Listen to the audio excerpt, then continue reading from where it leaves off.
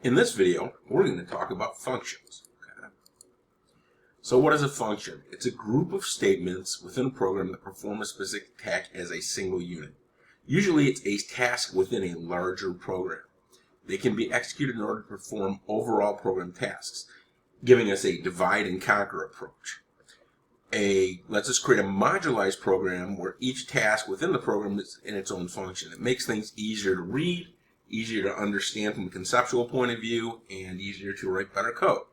So here's an example. Here's a basic definition. So our current way of programming, we have just a long set of statements. And that can get really ugly, especially in a program that's really long. In this program, we're going to define functions to replace those statements with smaller ones. We're going to define some named function, function 1, which will have the following statements, and function 2 will have these statements, and so forth.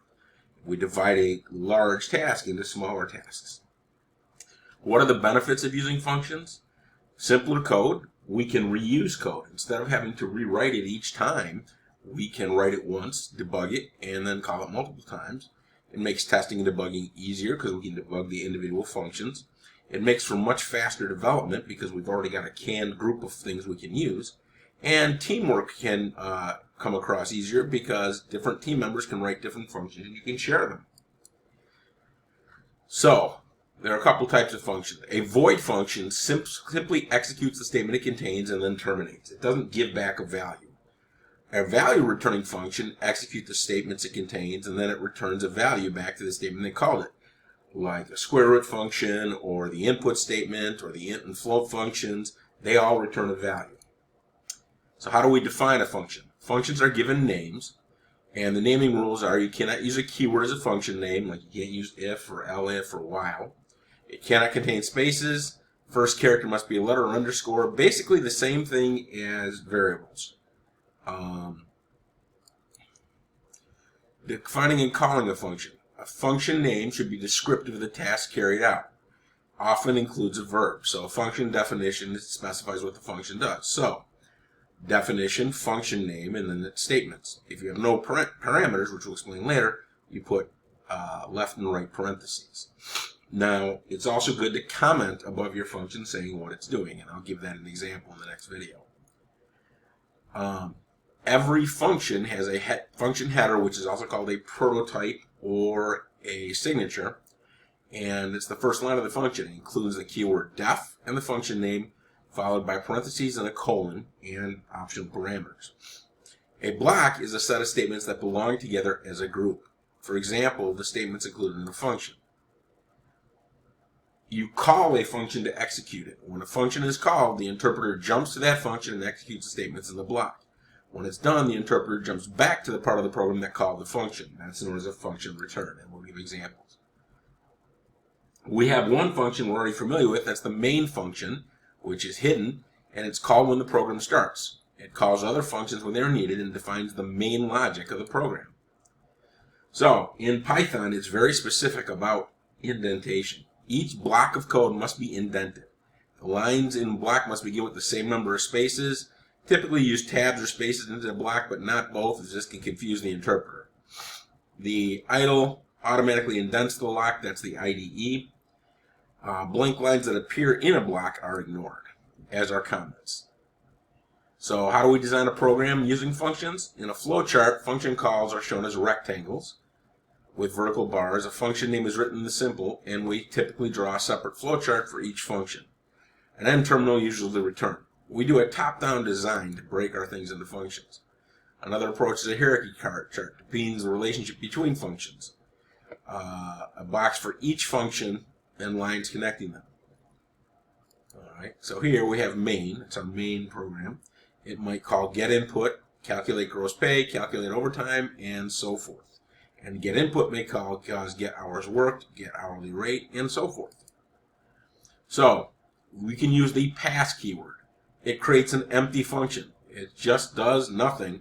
But when you're building out your program, sometimes you want to have a function defined so you can call it, but it doesn't do anything yet. And this is how you do it. So let's talk about local variables. Local variables are variables that are assigned within a function. It belongs to the function in which it was created. Only statements inside the function can access it. If you try to get it outside, you'll get an error. Scope is the part of the program in which a variable may be accessed, where it can be seen. For local variables, it's the function in which it's created. Local variables cannot be accessed by statements inside the function which precede its creation. So you must assign a value to the variable before you use it. Different functions may have local variables with the same name because each function doesn't see the other function's local variables, so there's no confusion. We can pass arguments to functions. Arguments are pieces of data that is sent to a function. A function can use arguments in calculations. When calling the function, the argument is placed in parentheses following the function name as such. Def main, we can assign the value 5, and then we have show double, where we're going to pass in this value.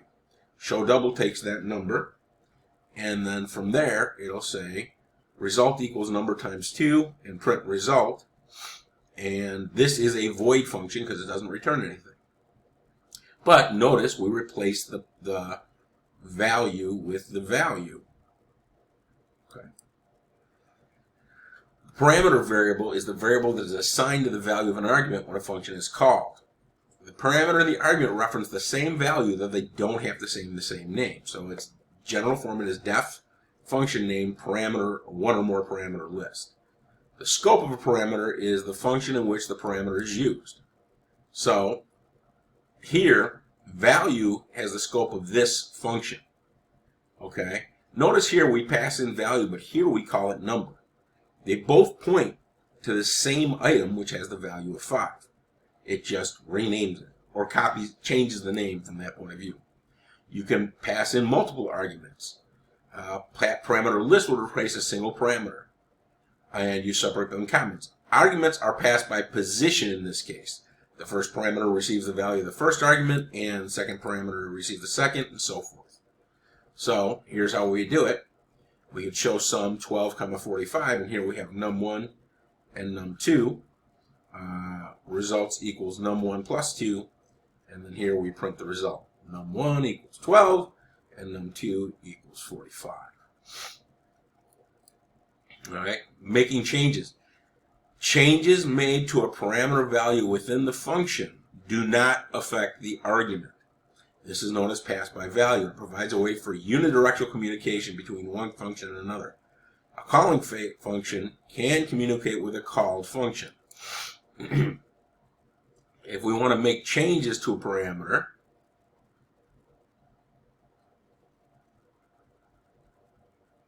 here it's 99, arg equals 0.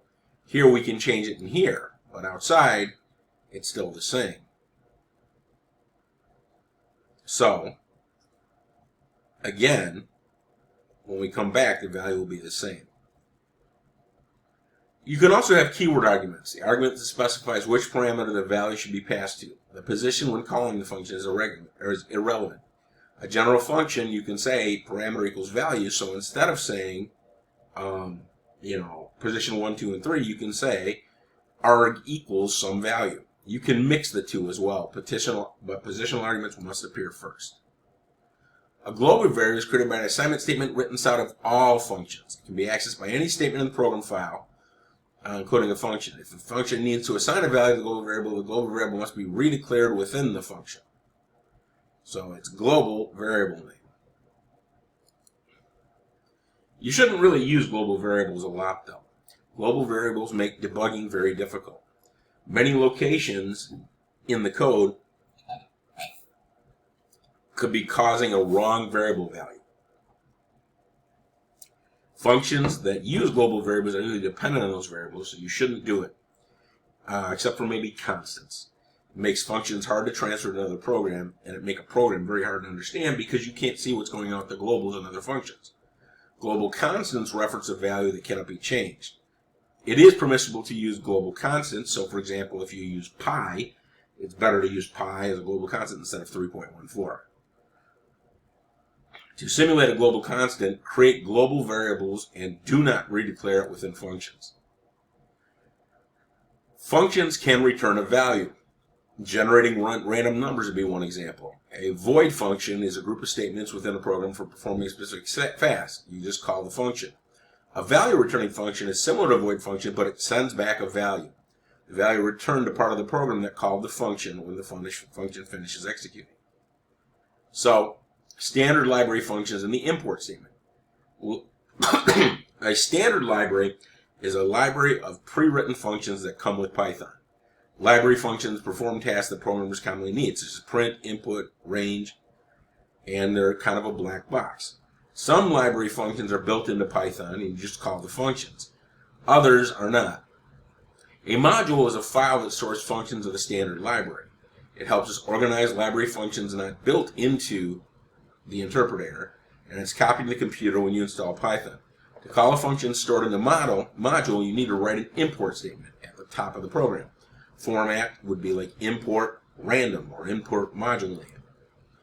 Okay, so we push an input to a function library and we get an output. Let's take an example. Random numbers are useful in a lot of tasks. Random includes library functions for working with random numbers. Dot notation is notation for calling a function belonging to a module. So you could say module name dot function name. Randit function is a function in the random module that generates a random number in the range provided. It returns the random number to the part of the program that called the function. The returned integer can be used anywhere that an integer would be used. You can play with it in interactive mode. So, number equals random.randint from 1 to 100. And basically it'll call this function and assign a number from 1 to 100 in there. We can also call it, we can print it. It'll do some number and it'll print right out. Rand range is similar to rand, but returns randomly selected integer from the resulting sequence. And it's the same arguments as for the rand function. Random returns a random floating variable in the range from 0 to 1, and it doesn't take any arguments. The uniform function returns a random float, but allows the user to specify a range. Random numbers created by function in random module are actually pseudo-random. If you run your program again and again, you'll get the same values. So you have to use a seed value to initialize the formula that generates random numbers, usually something arbitrary. It needs to use a different seed in order to get the numbers. By default, it uses the system time for the seed, and that way, because it changes every second or millisecond. You can use random.seed to specify the desired seed value. To write our own return function, you write a simple function and add one more return statement. Format, and then return expression. The value for expression will be returned to the part of the program that called the function. The expression can be a complex expression, such as multiple variables, or the result of another function, or just a constant. So here would be an example. The name of this function is sum. Parameters num1 and 2. We're going to have result equals num1 plus 2, and we're going to return the result. How to use value returning functions. They can be useful in specific situations. Example, have a function prompt user for input and return the user's input. You can simplify mathematical expressions, complex calculations that need to be repeated throughout the program. Use the return value, assign it to a variable after use, or as an argument in another function. You can return strings as well. So, for example, get name reads the employee's name and then returns the name. You can return a Boolean value that's either true or false, used to test a condition, such as for decision and repetition structures. Common calculations, such as whether a number is even, can be easily repeated, used to simplify complex input validation code, for example. A function can return multiple values in Python, specified after the return statement by commas. When you call such a function an assignment statement, you need a separate variable on the left side of the equal operator to receive each returned value. You can also return a special value called none, and it means no value. Sometimes it's useful to indicate none when an error has occurred. So we divide num by 2, num1 and 2. If num equals 2, or num2 equals 0, return none, because you can't divide by 0, otherwise return the correct results. Notice we assign it to a variable result, and then we return the result. The math module is part of the standard library that contains functions for math. They typically accept one or more values and perform mathematical operations. The use of the ROP module requires an import math statement. Here's a list of some of the functions. You've got your exponent, you've got a sine, log, square root, whole bunch there. It also defines a constant pi and e, which can be used. So you say math.pi times radius.pi, or radius times 2. In large, complex programs, it's important to keep code organized. Modularization is grouping related functions in modules. It makes programs easier to understand, test, and maintain. It makes it easier to read code from multiple different programs. We import the module containing the required function to each program that needs it. A module is a file that contains Python code. It contains a function definition, but does not contain calls to the functions. Importing programs will call the functions. Module names are files that should end in .py, and they can't be the same as a keyword like everything else. You import it using the import statement. You can also have a menu-different program. It displays a list of operations on the screen, and the user selects what to do, and it's called a menu. Programs use a system structure to determine the selected menu and repeat until the user quits. Now, it is possible to create a module that can run as a standalone program or be imported into another program. Suppose program A defines several functions that you want to use in program B. So you import program A to B. However, you don't want program A to execute its main function when you import it. So you write each module so it only executes the main function when the module is being run as the main program. When a source code file is loaded into the Python interpreter, a special variable called name is created with 2 underscores on each side. If the source code file has been imported as a module, the name variable will be set to the name of the module. If the source code file is being executed as the main program, the name will be set to main. So you do an if statement. You say main, which is our main program. You can say if name equals main, execute main. Or otherwise, if it's anything else, it won't run. Okay. If it's imported into a function, it won't run main. So this covered the advantages of using functions, the syntax for defining them, methods for designing a program, use of local variables, syntax and limitations, and global variables, among other things. We talked return values, using library functions, and creating our own modules. In the next video, we will examine using these things.